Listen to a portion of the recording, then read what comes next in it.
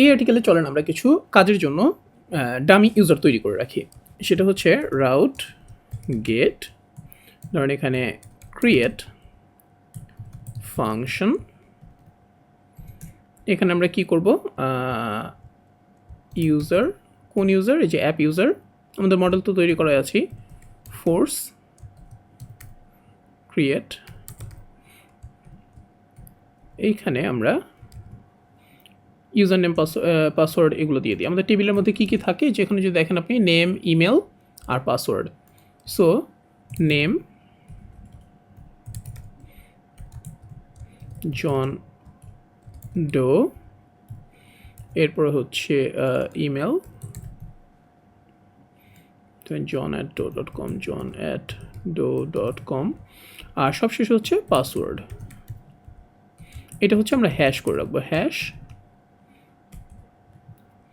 আমি এখানে একটু হ্যাশ ক্লাসটা অ্যাড করে নিই, যে ইউজ হ্যাশ, হ্যাঁ, সো হ্যাশ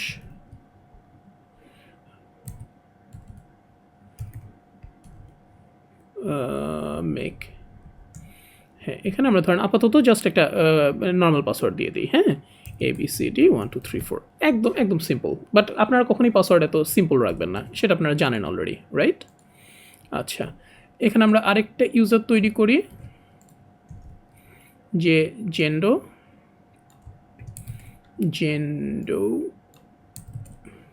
ওরও পাসওয়ার্ড 1, হ্যাঁ। তো এই রাউটটা যদি আমরা অ্যাক্সেস করতে চাই, তাহলে আমরা কোথায় অ্যাক্সেস করব? এই যে এখানে এপিআই, এটা যেহেতু এপিআই প্রজেক্ট, সো এপিআই শেষে ক্রিয়েট, ঠিক আছে, ফোর্স ক্রিয়েট, আচ্ছা এক সেকেন্ড, আচ্ছা এটা হচ্ছে, সরি মেথডটা ভুল লিখেছি, ফোর্স ক্রিয়েট, ওকে, ব্যাস। এবার রিফ্রেশ করি,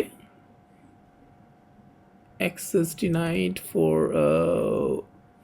আচ্ছা দাঁড়ান, এনভায়রনমেন্ট ফাইলে এডিট করেছি, তো আমি একবার শুধু যেটা করব সেটাই যে আমার এখানে সি, আবার রান করি, ব্যাস। এবার রিফ্রেশ করি, হ্যাঁ তৈরি হয়ে গেছে। সো আমি এখন যদি ব্রাউজ করি, এই যে আমার দুইটা ইউজার তৈরি হয়ে গেছে, গ্রেট।